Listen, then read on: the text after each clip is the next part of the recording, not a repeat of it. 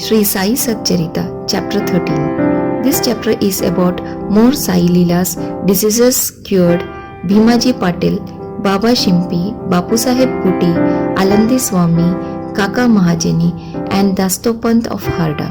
The first topic, the inscrutable power of Maya. Baba's words were always short, pithy, deep, full of meaning, efficient and well balanced. He was ever content and never cared for anything. He said, though I have become a fakir, have no house or wife, and though living off all cares, I have stayed at one place. The inevitable Maya teases me often. Though I forgot myself, I cannot forget her. She always envelops me. This Maya, that is the elusive power of Lord Shri Hari, teases God Brahma and others, then what to speak of a poor fakir like me? Those who take refuge in the Lord will be freed from her clutches with His grace. In such terms, Baba spoke about the power of Maya. Lord Shri Krishna has said to the Uddhav in the Bhagavad that the saints are his living forms, and see what Baba has said for the welfare of his devotees.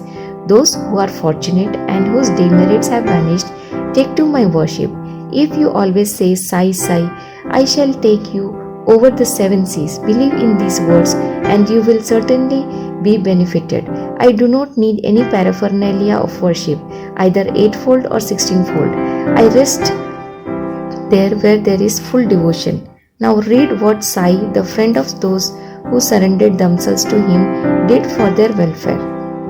The next topic, Bhimaji Patil. One Bhimaji Patil of Narayana Gaon, Taluka Junar, District Pune, suffered in the year 1909 AD from a severe and chronic chest disease which ultimately developed into tuberculosis. He tried all sorts of paths, but to no effect. Losing all hopes, he ultimately prayed to God, "O Lord Narayan, help me now." It is a well-known fact that when our circumstances are well off, we do not remember God. But when calamities and adversities overtake us, we are reminded of Him. So Bhimaji now turned to God. It occurred to him that he should consult Mr. Nana Sahib Chandorkar, a great devotee of Baba, in this respect. So he wrote to him a letter, giving all details of his malady and asking for his opinion. In reply, Mr. Nana Sahib wrote to him that there was only one remedy left, and that was to have recourse to Baba's feet. Relying on Mr. Nana Sahib's advice, he made preparations for going to Shirdi. He was brought to Shirdi and taken to the masjid and placed before Baba. Mr. Nana Sahib and Shama were then present. Baba pointed out that the disease was due to the previous evil karma and was not at first disposed to interfere, but the patient cried out in despair that he was helpless and sought refuge in him, as he was his last hope, and prayed for mercy. Then Baba's heart melted on. He said, "Stay cast off. Your anxiety, your sufferings have come to an end." However oppressed and troubled one may be, as soon as he steps into the masjid, he is on the way to happiness. The fakir here is very kind and he will cure the disease and protect all with love and kindness. The patient vomited blood every 5 minutes, but there was no vomiting in the presence of Baba. From the time Baba uttered the words of hope and mercy, the malady took a favorable turn. Baba asked him to stay in Bhimabai's house, which was not a convenient and healthy place, but Baba's order had to be obeyed. While he was staying there, Baba cured him by 2 dreams. In the first dream, he saw himself as a boy suffering the severe pain of a flogging which he received for not reciting his Savai poetry lessons before his class master. In the second dream, someone caused him intense pain and torture by rolling a stone up and down over his chest. While the pain thus suffered in dream, his cure was complete and he went home. He then often came to Shirdi, gratefully remembering what Baba did for him, and prostrated before him. Baba also did not expect anything from devotees, but grateful remembrance, unchanging faith and devotion. People in Maharashtra always celebrate Satyanarayan Puja in their homes every fortnight or month. But it was this Bhimaji Patil who started a new Sai Satya Vrat Puja instead of Satyanarayan Vrat Puja in his house when he returned to his village. The next topic, Bala Ganpat Shimpi. Another devotee of Baba by name Babala Ganapat Shimpi suffered much from a malignant type of malaria. He tried all sorts of medicines and decoctions, but in vain. The fever did not abate a jot, and so he ran to Shirdi and fell on Baba's feet. Baba gave him a strange recipe, in this case as follows. Give a black dog some morsels of rice mixed with curds in front of the Lakshmi temple. Bala Shimpi did not know how to execute this recipe, but no sooner he went home than he found rice and curds. After mixing them together, he brought the mixture near the Lakshmi temple. When he found the black dog waving its tail, he placed the curds and rice before the dog. The dog ate it, and strange to say, Bala got rid of his malaria. The next topic, Bapu Sahib Bhutti. Shriman Bapu Sahib Bhutti suffered once from the dysentery and vomiting. His cupboard was full of patent drugs and medicines, but none of them had any effect. Bapu Sahib got very weak on account of purgings and vomitings, and therefore was not able to go to the masjid for Baba's darshan. Baba then sent for him and made him sit before him and said, "Now take care, you should not purge any more." And waving his index finger, the vomiting must also stop. Now look at the force of Baba's word. Both the maladies took to their heels, disappeared, and Bhutti felt well.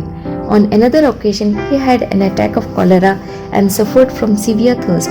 Dr. Pupille tried all sorts of remedies but could not give him no relief. Then he went to Baba and consulted him as what to drink that would allay his thirst and cure the disease. Baba prescribed an infusion of almonds, walnuts, pistachio, boiled in sugared milk. This would be considered as a fatal aggravation of the disease by any other doctor or physician, but an implicit obedience to Baba's order.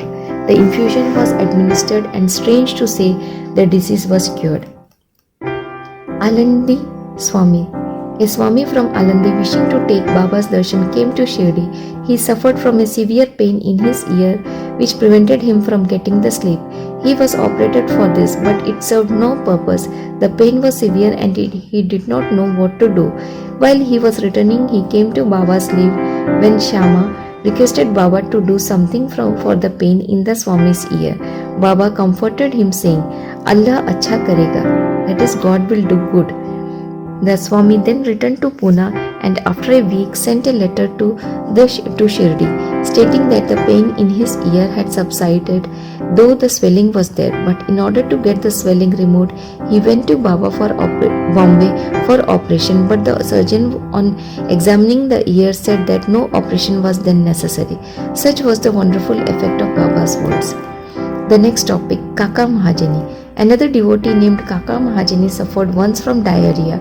In order that there should be no break in his services to Baba, Kaka kept a tambier pot with water in some corner of the masjid, and whenever there was a call, he would go out. As Saibaba knew everything, Kaka did not inform him of his diseases, thinking that Baba would of his own cure it soon. The work of constructing the pavement in front of the masjid was permitted by Baba, but when the actual work was begun, Baba got wild and shouted out loudly. Everybody ran away, and as Kaka was also doing the same, Baba caught hold of him and made him sit there. In the confusion that followed, somebody left the small bag of groundnuts. Baba took a handful of groundnuts, rubbed them in his hands, blew away the skins, and gave the clean nuts to Kaka and made him eat them. Scalding and cleaning the nuts and making Kaka eat them went on simultaneously. Baba himself ate some of them.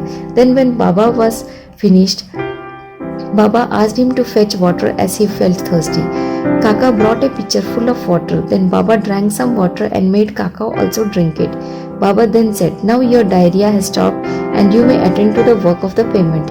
In the meanwhile, other persons who had ran away returned and started the work, and Kaka, whose motions had stopped, also joined them.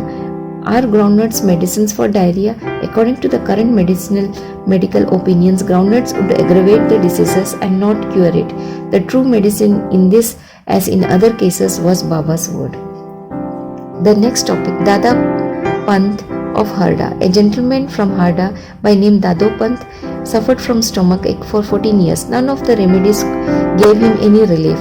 Then, hearing of Baba's fame that he cures diseases by sight, he ran to Shirdi and fell at Baba's feet. Baba looked at him kindly and gave him blessings. When Baba placed his hand on his head and when he got Baba's goodies with blessings, he felt relieved and there was no further trouble about the malady. Towards the end of this chapter, 3 cases are cited in footnotes. Madhavrao Deshpande suffered from piles. Baba gave him the concoction of Sonamukhi.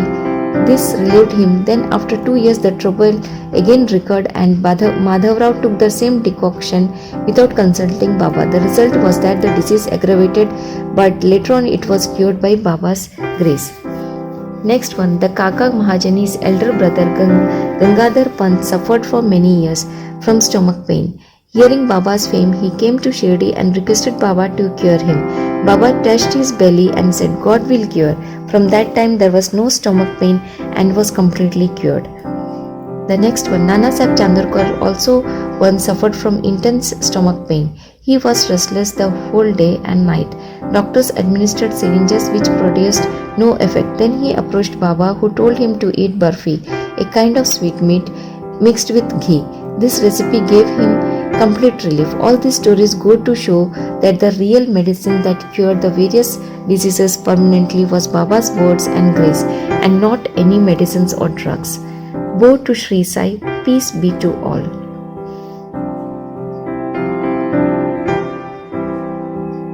The footnotes. Scolded these who brought any costly and rich articles. He said to Mr. Nana Sahib Chandorkar that all his property consisted of 1 kupin, codpiece, 1 stray piece of cloth, 1 kafni and a tumbrel, and that all the people troubled him with bringing all these unnecessary, useless and costly articles. Women and wealth are the 2 main obstacles in the way of Paramarth, that is the spiritual life, and Baba had provided in Shirdi 2 institutions, this Dakshina and Radhakrishna Mai, for whenever they came to him. He demanded Dakshina from them and asked them to go to the school, that is Radhakrishna Mai's house. If they stood these 2 tests well, that is, if they showed that they were free from attachment for women and wealth, their progress in spirituality was rapid and assured by Baba's grace and blessings. Mr. Dev has also quoted passages from the Gita and Upanishads and shown that charity given in a holy place and to a holy personage conduces to the donor's welfare to a great degree. What is more holy than Shirdi and its presiding deity, Saibaba?